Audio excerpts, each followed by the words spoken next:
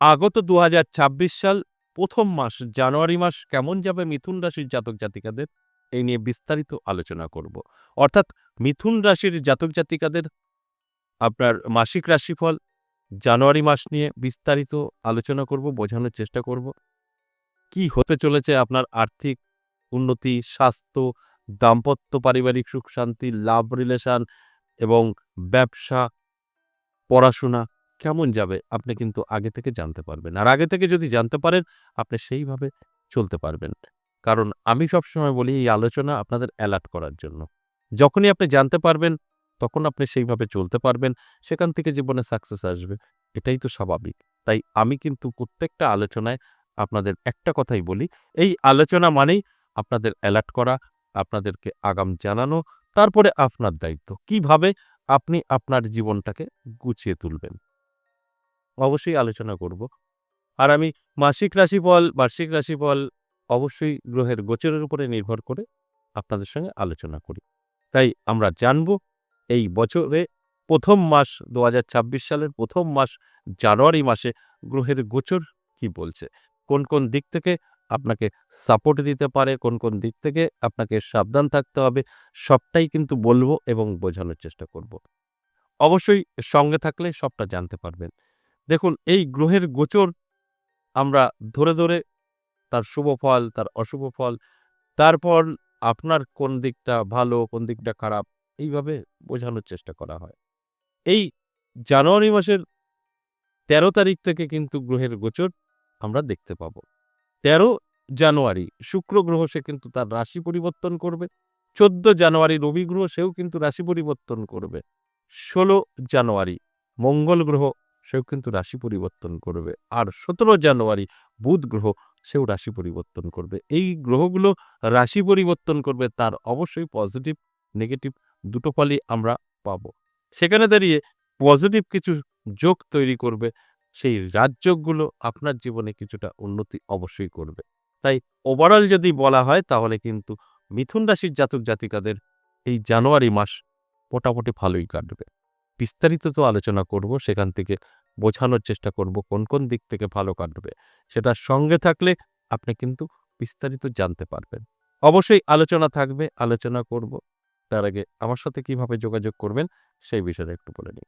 নমস্কার, জয় মা কামাখ্যা, জয় মা তারা। যারা ভীষণভাবে বিপদে আছেন, বহু জায়গায় গিয়ে আপনারা চেষ্টা করেছেন, আপনার সেই সমস্যা থেকে বেরোনোর কোনো রাস্তা আপনি খুঁজে পাননি।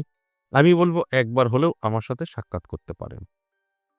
কিভাবে সাক্ষাৎ করবেন? দেখুন, যারা সরাসরি চেম্বারে এসে আমার সঙ্গে কথা বলতে চাইছেন, তারা চলে আসতে পারেন নদিয়া বীরনগর ১০ মহাবিদ্যা কালীবাড়ি। এখানে সপ্তাহে ৩ দিন পাবেন সোমবার, মঙ্গলবার, বুধবার। এখানে সরাসরি এসে আপনি চেম্বারে বসে আমার সাথে সাক্ষাৎ করতে পারবেন। যারা অনেক দূর থেকে প্রোগ্রামটা দেখছেন, আসতে পারবেন না, অনেক দূরে আছেন, তাদের জন্য অনলাইন চেম্বার চালু আছে। বৃহস্পতি, শুক্র, শনি এই ৩ টে দিন অনলাইন চেম্বার। এই ৩ টে দিনে আপনি কিন্তু অবশ্যই আপনারা আপনার বাড়ির থেকে আমার সঙ্গে সাক্ষাৎ করতে পারবেন। দুটো ক্ষেত্রেই আপনাকে কল করে বিস্তারিত জেনে নিতে হবে এবং নামটা লিখে দিতে হবে। আগে থেকে নাম না লেখালে কোনো রকম সাক্ষাৎ করা যায় না। তাই আপনারা আগে থেকে নামটা লিখে দিতে পারেন। দেখবেন স্ক্রিনে দেওয়া আপনার আ কলিং নাম্বারটা এবং হোয়াটসঅ্যাপ আছে, হোয়াটসঅ্যাপে গিয়েও আপনি লিখতে পারেন ভয়েসে বা লিখে বলতে পারেন। তবে আমাদের যে হোয়াটসঅ্যাপে কম্পিউটার সেটিং একটা লেখা আপনাদের কাছে পৌঁছে যায়, সেখানেই কিন্তু নাম্বারটা দেওয়া আছে কলিং নাম্বার। তাই হোয়াটসঅ্যাপে আপনি হাই লিখলেই কলিং নাম্বার পেয়ে যাবেন। সেখান থেকে আপনি কল করে বিস্তারিত জানতে পারবেন। এবার আসুন এই যে কলিং নাম্বারে আপনি কল করবেন, আসবেন কোথায়, কিভাবে আপনাকে সম্পূর্ণ গাইড করে নেবে। অনেক সময় দেখা যায় আপনি কল করছেন, বলছে সুইচ অফ বা বলছে অস্তিত্ব নেই বা বলছে অনেক কিছুই। সেগুলো কিন্তু এত লাইনের চাপ থাকে তার জন্য বলে। আপনি একটু ট্রাই করবেন ১ বার, ২ বার, ৩ বার। একবার করে বসে থাকলে আপনি লাইন পাবেন না। ২ বার ৩ বার ট্রাই করলে আপনি কিন্তু কলিং নাম্বারে কল করতে পারবেন। কারণ প্রত্যেকটা মুহূর্ত কল থাকে। কেউ না কেউ কল করে। সেই মুহূর্তে একসাথে ২০-২৫ জন ৫০ জন কল করছে। সেখানে কোম্পানি অনেক রকম কথা বলতে পারে। সেটা আপনি যদি পরবর্তীকে আবার ২ বার ১ বার কল করেন সেখানে কিন্তু লাইনটা পেতে পারেন। আর একবার করবেন পাবেন না, বলবেন এই নাম্বার ধরছে না, সুইচ অফ। তাহলে আর আপনার সঙ্গে সাক্ষাৎ হবে না। তাই এইভাবে আপনি কিন্তু যোগাযোগ করতে পারেন। এছাড়াও তারাপীঠ পাবেন মাসে ২ বার। যেরকম এই ডিসেম্বর মাসের শেষ শনিবার আমি তারাপীঠ থাকছি ২৭ তারিখ। যারা ২০২৬ সাল ভালোভাবে কাটাতে চাইছেন, তারা তারাপীঠ আমার সঙ্গে সাক্ষাৎ করতে পারেন। কারণ এই শেষ শনিবারে আমাদের তারাপীঠ মহাশ্মশানে হোমযজ্ঞের আয়োজন করা আছে। সেখানে অবশ্যই শান্তি হোম হবে সকলের মঙ্গলের জন্য এবং অনেক কিছু দোষ-দোষী কাটানো হবে। সেগুলো কিন্তু আপনারা কাটাতে পারবেন। যদি মনে হয় প্রয়োজন থাকে তো। এমনিও আপনার আমার সঙ্গে সাক্ষাৎ করতে পারেন। চেম্বারে দেখাতে পারেন তারাপীঠ এসে। তার জন্যও কিন্তু ওই কলিং নাম্বারে গিয়ে কল করে নামটা লিখাতে হবে বা WhatsApp এ এসে বলতে হবে, সেখান থেকেও আপনি জানতে পারবেন। তাই এইভাবে সিস্টেমেটি মেইনটেইন করে আপনি কি করতে হবে, কি করতে হবে না জানতে পারবেন। সেইভাবে আপনি যদি চেষ্টা করেন আমার সঙ্গে সাক্ষাৎ করতে পারবেন। এবার আসুন আজকের যে মূল আলোচনা, আজকের আলোচনার বিষয় মাসিক রাশিফল জানুয়ারি মাসের মিথুন রাশির জন্য। এই মাসে কি, কি হতে চলেছে মিথুন রাশির জাতক-জাতিকাদের, কোন, কোন দিক থেকে আপনাদের অনেক ভালো, কোন, কোন দিক থেকে সতর্ক, আমি বিস্তারিত আলোচনা করব এবং বোঝানোর চেষ্টা করব। আমি প্রথমেই আর্থিক দিক থেকে কি থাকবে সেটা আলোচনা করব। আর্থিক দিক থেকে যদি বলি তাহলে কিন্তু বলব যথেষ্ট ভালো থাকবে। আপনার ইনকাম বৃদ্ধি পাবে। আপনি যদি ব্যবসা করে থাকেন ব্যবসায় সফলতা আসবে। যে ব্যবসা বসে গেছিল এই জানুয়ারি মাসে নতুন করে আবার চলতে শুরু করবে। কারণ এই মাসে বেশ কিছু শুভ যোগ আপনার জন্য তৈরি হয়েছে। সেখানে দাঁড়িয়ে কিন্তু আপনার অবশ্যই ব্যবসা উন্নতি হতে শুরু করবে এবং আর্থিক দিক থেকে আপনি অনেকটা এগোতে পারবেন। এর জন্য অবশ্যই আমি বলব অ্যালার্ট থাকতে, চোখ কান খোলা রাখতে। তবেই দেখবেন আপনি ব্যাপারগুলো নিজেই বুঝতে পারবেন, ফিল করতে পারবেন। এবং যারা বেকার আছেন, বেকারত্ব দূর হতে পারে। বেকারদের জন্য যথেষ্ট শুভ সময় থাকছে। এই বেকার যারা আছেন এই জানুয়ারি মাস আপনাদের জীবনযাত্রাই বদলাতে পারে। নানাভাবে আপনি জীবনের সুযোগ পেতে পারেন। যে সুযোগটা আপনার বেকারত্ব দূর করতে পারে। আপনি যদি চান নিজে কিছু করবেন সেখানেও সাকসেস পেতে পারেন। অর্থাৎ আপনার জন্য অবশ্যই এই জানুয়ারি মাস শুভ। তাই অ্যালার্ট থাকতে হবে, চোখ কান খোলা রাখতে হবে। সেখান থেকে কিন্তু আপনি বেনিফিট অবশ্যই পেতে পারেন। এরপর বলব স্বাস্থ্য। স্বাস্থ্য আপনার মধ্যম থাকবে, ভালো এবং মন্দ মিশিয়ে থাকবে। আপনি চাইলে অবশ্যই স্বাস্থ্য ভালো রাখতে পারবেন। শরীরের যত্ন নিতে হবে, রিচ খাবার থেকে দূরে থাকতে হবে। তাহলেই দেখবেন আপনি কিন্তু অনেকটাই ভালো থাকতে পারবেন।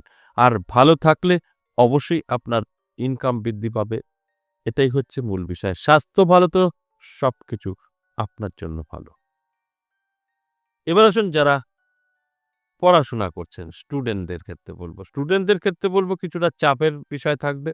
ঠিকঠাক মতো পড়াশোনা মন বসতে চাইবে না। সেখান থেকে দাঁড়িয়ে কিন্তু আপনার শিক্ষার মান অনেক কমে যেতে পারে এবং বাড়িতে অপ্রিয় হয়ে যেতে পারেন আপনাদের বাবা-মা গার্ডিয়ানের থেকে। এটা যারা শিক্ষার্থী আছেন তাদের জন্য, প্রাইমারি থেকে উচ্চশিক্ষা। তাদের জন্য এই আলোচনা। তাই আমি বলব অবশ্যই একটু অ্যালার্ট থাকুন, চেষ্টা করুন মন বসানোর। অবশ্যই আপনি ভালো রেজাল্ট করতে পারবেন। এটা অবশ্যই আপনাকে কিছুটা নিজেকে কন্ট্রোল করতে হবে এবং পড়াশোনায় মন বসাতে হবে। তবে কিন্তু এর থেকে বেনিফিট আপনি পেতে পারেন। এবার বলব যারা অবিবাহিত আছেন, অনেক চেষ্টা করেছেন তবে এই মাসেও চেষ্টা করে খুব একটা লাভ হবে না। তাই এই মাসে আপনারা যোগাযোগ করতে পারেন। কোনো আলোচনা করবেন না। আপনাদের জন্য শুভ নয়। তাই আলোচনাটা অবশ্যই জানুয়ারির পরে করলে সেটা কিন্তু শুভ হতে পারে। তো এই মুহূর্তে আপনারা কোনো রকম দেখাশোনাও করবেন না। তাহলে আপনাদের মন মানসিকতা আরো খারাপ হতে পারে। দাম্পত্য পারিবারিক সুখ শান্তি যদি বলি তাহলে কিন্তু বলব ভালো থাকছে। যথেষ্ট ভালো। সুখ শান্তি বজায় থাকবে। আপনার সন্তান কথা শুনবে, স্বামী-স্ত্রীর মধ্যে ভালো মিল থাকবে। এগুলো কিন্তু পজিটিভ। সাংসারিক জীবনে আপনার কিন্তু পজিটিভ থাকছে, ভালো থাকছে, এতে কোনো সন্দেহ নেই। তাই আমি শুধু বলব অবশ্যই ভালো আছে বলে যেরকম খুশি চলা যাবে না। আপনাকেও নমনীয়তা হয়ে থাকতে হবে। তর্ক-বিতর্ক থেকে দূরে থাকতে হবে। ভীষণভাবে ভালো থাকবেন, হ্যাপি পরিবার। তাই অবশ্যই আমি অনুরোধ করব যে একটু নিজেকে কন্ট্রোল রাখুন এবং সুখী পরিবার সেটাকে উপভোগ করুন। লাভ রিলেশনের ক্ষেত্রে যদি বলি তাহলে বলব লাভ রিলেশনে যারা আছেন তাদের জন্য কিন্তু খুব ভালো নয়। লাভ রিলেশন আপনার এই জানুয়ারি মাসে অবশ্যই কোনো রকম সিদ্ধান্ত নেবেন না। কোথাও কথা বলা, ঘুরতে যাওয়া, বিবাহ করবেন এগুলো থেকে এড়িয়ে থাকুন। অবশ্যই এই মাসটা পেরিয়ে গেলে চেষ্টা করতে পারেন। এই মাসে আপনি সঠিক ব্যক্তিত্ব চিনতে পারবেন। তারপর যে কোনো সিদ্ধান্ত নেবেন সেটা সঠিক সিদ্ধান্ত নেওয়া হবে। তাই আমি শুধু অনুরোধ করব অবশ্যই এই লাভ রিলেশনে যারা আছেন কোনো রকম সিদ্ধান্ত নেবেন না। সেখানে কিন্তু আপনারা ভুল সিদ্ধান্ত নেবেন এবং অনেক কিছু থেকে পিছিয়ে থাকতে পারেন। এই যে আলোচনাগুলো করা হলো সম্পূর্ণ এভারেজ এবং সর্বজনীন। কারোর ব্যক্তিগত জন্মছক বা হস্তরেখা বিচার বিশ্লেষণ করে একদম করা হয়নি। সেখানে দাঁড়িয়ে 50% জাতক জাতিকাদের মিলবে যাদের গ্রহ, নক্ষত্র আপনার সমস্ত ভালো থাকবে তাদেরটাই কিন্তু মিলবে। আর যাদের গ্রহ নক্ষত্র ভালো নেই তাদের সাথে কিন্তু মিলবে না। এটা আমি প্রত্যেকটা আলোচনায় বলি। আশা করি বুঝতে পেরেছেন। আজ এ পর্যন্তই, আবারও আসবো নেক্সট ভিডিও নিয়ে। ততক্ষণ ভালো থাকুন। নমস্কার।